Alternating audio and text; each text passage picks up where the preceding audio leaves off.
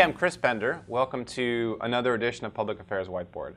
So last time you remember we talked a little bit about our emerging audiences and factors that we need to think about when we go to influence them. Today, I want to shift and talk a little bit about strategic planning when we're putting together a plan to get at those influencers or other factors. Generally, when we build a public affairs plan, as you all know, the first thing that we start with is the goal. You know, we've got a tax initiative we want to go after, we've got a regulatory change we want to see, you name it. What is not represented enough is up here. This is whatever the organization wants over, say, a 2, 3, or 5-year plan. And this relationship often does not show up in our strategic planning. And that creates two problems.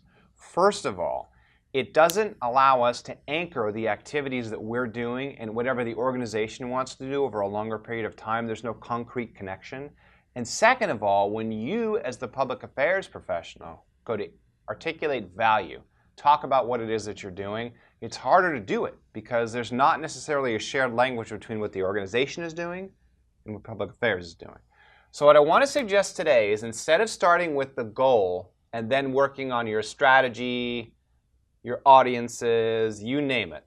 Start here with this is the high-level work that the organization wants to get done. This is the dream. This is everything going to plan.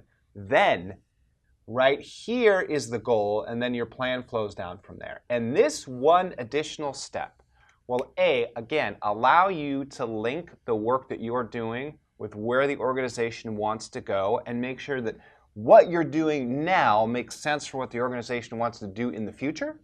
And then second of all, when you go to share these successes and work that public affairs is doing internally, it'll make it easier for you because you could talk in the framework and the language of the organization and not just in the language of public affairs.